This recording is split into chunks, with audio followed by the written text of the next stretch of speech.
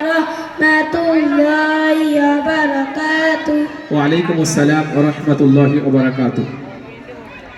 আমাদের প্রিয় নবী সাল্লাল্লাহু আলাইহি ওয়াসাল্লামের পূর্বে বিশ্বজাহানের অবস্থা কেমন ছিল? মদ, জুয়া, লজ্জাহীনতা, অশ্লীলতা আঘাত ছিল। গোটা বিশ্ব কুফর শিরকের অন্ধকারে আচ্ছন্ন ছিলেন। আল্লাহ তাআলা আমাদের নবী সাল্লাল্লাহু আলাইহি ওয়াসাল্লামকে দুনিয়াতে কেন প্রেরণ করেছিলেন, পাঠিয়েছিলেন? যখন দুনিয়াবাসীরা সীমা লঙ্ঘন করে পথভ্রষ্টতার চরম শিখরে পৌঁছে গেল, তখন তাদের ওপর আল্লাহ তাআলার দয়া হলো। তাদের হেদায়েতের জন্য উভয় জগতের সর্দার হযরত মুহাম্মদ সাল্লাল্লাহু আলাইহি ওয়াসাল্লামকে দুনিয়াতে প্রেরণ করলেন। জমজম কুয়া এর সন্ধান কে বের করেছিল? জমজম কুয়ার সন্ধান আব্দুল মুত্তালিব বের করেছিলেন।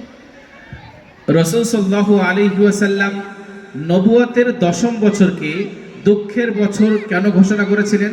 উপত্যকার বন্দি জীবন থেকে নিষ্কৃতি পাওয়ার কিছুদিন পর নবুয়াতে 10ম বয়সে প্রিয় নবী সাল্লাল্লাহু আলাইহি সাল্লামের দয়ালু চাচা আবু তালিবের ইন্তেকাল হয়ে গেল। চাচার মৃত্যুর দুঃখ ভুলতে না ভুলতে নবী সাল্লাল্লাহু আলাইহি সাল্লামের অনুগত প্রিয়তম স্ত্রী হযরত খাদিজা রাদিয়াল্লাহু আনহার ইন্তেকাল হয়ে গেল। এই দুই দুর্ঘটনার পর নবী সাল্লাল্লাহু আলাইহি সাল্লাম ভীষণ দুঃখ পেলেন এবং ওই বছরকে দুঃখের বছর বলে অভিহিত করলেন। জাযাকাল্লাহু খায়র ওয়া আহসানা জাযা। নবী করিম সাল্লাল্লাহু আলাইহি ওয়াসাল্লামের যৌবন কাল কেমন ছিল? প্রিয় নবী সাল্লাল্লাহু আলাইহি সাল্লাম চাচা জানের ছত্রছায়ায় প্রতিপালিত হন। ধীরে ধীরে যৌবনে পদার্পণ করেন। যৌবনকালে রাসূল সাল্লাল্লাহু আলাইহি সাল্লাম সকলের চেয়ে ভালো ছিলেন। আরবের যুবকেরা পরস্পরে ঝগড়া ফাসাদ করত। নবী সাল্লাল্লাহু আলাইহি সাল্লাম সর্বদা কলহ বিবাদ থেকে দূরে থাকতেন। অধিকাংশ মানুষ মদ খেত, জুয়া খেলতো এবং খারাপ কাজে রত থাকতো। নবী সাল্লাল্লাহু আলাইহি সাল্লাম এই সমস্ত জিনিসকে ঘৃণা করতেন। গরিবদেরকে আহার দিতেন, শ্রমিকদেরকে সাহায্য করতেন এবং দুর্বলদের পাশে দাঁড়াতেন। আমাদের নবী করিম সাল্লাল্লাহু আলাইহি ওয়াসাল্লামের নাম চাচা আবু তালিব মুহাম্মদ কেন রেখেছিলেন? আব্দুল মুত্তালিব বললেন, আমার মনস্কামনা যে পুরো পৃথিবী আমার নাতির প্রশংসায় মত্ত হোক। আল্লাহ তাআলা তার মনস্কামনা পূরণ করলেন। হযরত জাফর রাদিয়াল্লাহু তাআলা আনহু নাজ্জাশী বাদশার সামনে কি ভাষণ দিয়েছিলেন? জাফর রাদিয়াল্লাহু আনহু বললেন, মহামান্য বাদশা, আমরা মূর্খ ছিলাম, অজ্ঞ ছিলাম, মূর্তি পূজা করতাম, মৃত জন্তুর মাংস খেতাম, অসৎ কাজ করতাম, পরস্পরের লড়াই ঝগড়া করতাম, ধনীরা গরিবদের ওপর অত্যাচার করত, আমরা না মেহমানদের সমাদর করতাম, আর না পাড়া প্রতিবেশীর সৎ ব্যবহার করতাম, ভাই ভাইয়ের সাথে কলহ বিবাদ করত, শক্তিশালী দুর্বলকে কষ্ট দিত। আমাদের উপর আল্লাহ দয়া হলো, আমাদের মধ্যে একজন রাসূলকে প্রেরণ করলেন। আমরা সবাই জানতাম তিনি অতি নেক ছিলেন, সবাইকে সহজ সরল রাস্তা দেখিয়েছেন, পরস্পরকে ভালোবাসা শিখিয়েছেন। তিনি বলতেন যে আমরা যেন মূর্তি পূজা পরিহার করি, আল্লাহর উপাসনা করি, সত্য বলি, অঙ্গীকার পূর্ণ করি, অসৎ কাজ হতে বেঁচে থাকি, এতিমের মাল ভক্ষণ না করি, অত্যাচার থেকে বিরত থাকি, প্রত্যেককে মিলেমিশে থাকি। আমরা তাকে নবী হিসেবে মেনে নিয়েছি, আল্লাহর রাসূল হিসেবে স্বীকার করে নিয়েছি, তার বাণী সমূহের ওপর আমল করেছি। আমাদের সম্প্রদায়ের মানুষরা আমাদের শত্রু হয়ে গেছে, আমাদের কষ্ট দেওয়া শুরু করেছে, তাই আমরা আমাদের দেশ ত্যাগ করে আপনার দেশে আশ্রয় নিয়েছি। আবু তালিব আমাদের নবী করিম সাল্লাল্লাহু আলাইহি ওয়াসাল্লামের সঙ্গে কেমন আচরণ করতেন? আবু তালিব নবী সাল্লাল্লাহু আলাইহি সাল্লামকে খুব স্নেহ করতেন, সর্বদা সাথে নিয়ে ঘুরে বেড়াতেন, আদর করতেন, কোনো ধরনের কষ্ট পেতে দিতেন না। সফরের সময় নবী সাল্লাল্লাহু আলাইহি সাল্লামকে সাথে রাখতেন। হযরত খাদিজা রাদিয়াল্লাহু তাআলা আনহা নবী করিম সাল্লাল্লাহু আলাইহি ওয়াসাল্লামকে কি বলে সান্ত্বনা দিয়েছিলেন? বিবি খাদিজা রাদিয়াল্লাহু তাআলা আনহা সান্ত্বনা দিয়ে বললেন যে আপনি ভয় পাবেন না, আল্লাহ তাআলা আপনাকে ধ্বংস করবেন না।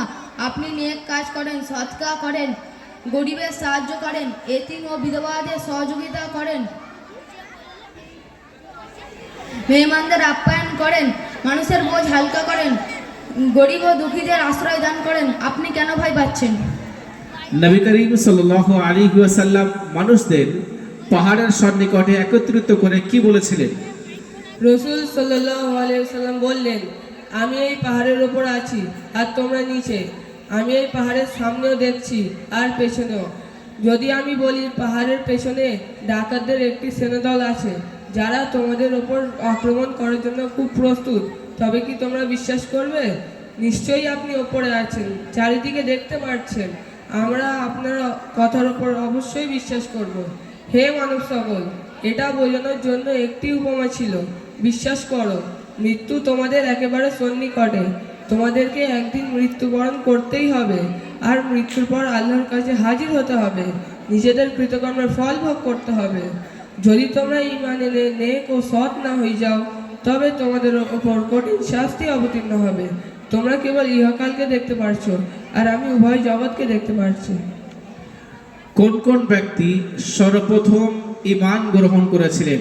পুরুষদের মধ্যে সর্বপ্রথম হযরত আবু বকর সিদ্দিক রাদিয়াল্লাহু আনহু, মহিলাদের মধ্যে সর্বপ্রথম হযরত খাদিজা রাদিয়াল্লাহু আনহা, বালকদের মধ্যে সর্বপ্রথম হযরত আলী রাদিয়াল্লাহু আনহু, গোলামদের মধ্যে সর্বপ্রথম হযরত যায়েদ রাদিয়াল্লাহু আনহু ঈমান গ্রহণ করেছিলেন। নবী করিম সাল্লাল্লাহু আলাইহি ওয়াসাল্লাম মানুষদেরকে কিসের দিকে আহ্বান করতেন? রসুল সাল্লাল্লাহু আলাইহি ওয়াসাল্লাম মানুষদেরকে বলতেন, আল্লাহ এক, তিনি সকলের সৃষ্টিকর্তা, রিজিকদাতা ও বিধানদাতা। তার নির্দেশ মান্য করো, তার ইবাদত করো। আমি আল্লাহ রসুল, আমার অনুসরণ করো। অসৎ কাজ হতে বেঁচে থাকো, ভালো কাজ করো। আল্লাহ তোমাদের প্রতি সন্তুষ্ট হবেন, চিরস্থায়ী থাকার জন্য জান্নাত প্রদান করবেন। অসৎ লোকদের ওপর আল্লাহ অসন্তুষ্ট হন, তাদেরকে কঠিন শাস্তি প্রদান করবেন। নবী করিম সাল্লাল্লাহু আলাইহি ওয়াসাল্লাম তায়েফ কেন গিয়েছিলেন? মক্কার দিন প্রচারের কাজ দীর্ঘদিন ধরে চলছিল।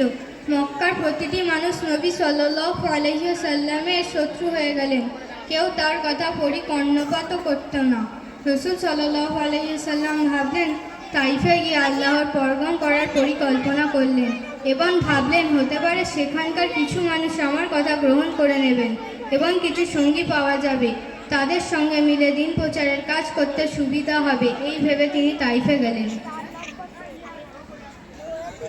তায়েফের মানুষ নবী করিম সাল্লাল্লাহু আলাইহি ওয়াসাল্লামের সঙ্গে কেমন আচরণ করলো?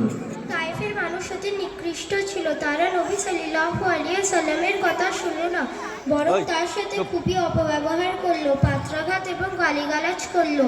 কষ্ট দেওয়ার জন্য কিছু নির্বোধ চরিত্রহীন ছেলেদের পিছনে লেলিয়ে দিল। তাদের পাথরের আঘাতে নবী সাল্লাল্লাহু আলাইহি সাল্লাম রক্তাক্ত হয়ে গেলেন, কিন্তু অভিশাপ দিলেন না, বরং তাদের জন্য এই দোয়া করলেন যে, হে আল্লাহ, এরা অবুঝ, এদের তুমি হেদায়েত দান করো। আল্লাহ তাআলা আমাদের নবী করিম সাল্লাল্লাহু আলাইহি ওয়াসাল্লামকে কখন হিজরত করার নির্দেশ দিলেন? রাসূল সাল্লাল্লাহু আলাইহি সাল্লাম দীর্ঘ 1.5 বছর যাবৎ মক্কায় দিন প্রচার প্রসারের কাজ করে আসেন। মক্কাবাসীরা তাকে কষ্ট দিল যখন তাদের মধ্যে রাসূল সাল্লাল্লাহু আলাইহি সাল্লাম এর কথা শোনার মতন কেউ অবশিষ্ট ছিল না, বরং তারা উল্টে নবী সাল্লাল্লাহু আলাইহি সাল্লামকে এর কথা শোনার মতো এর জীবনাশের হুমকি দিতে লাগলো। তখন আল্লাহ তাআলা নবী সাল্লাল্লাহু আলাইহি সাল্লামকে নির্দেশ দিলেন যে এখন আপনি মদিনায় হিজরত করুন।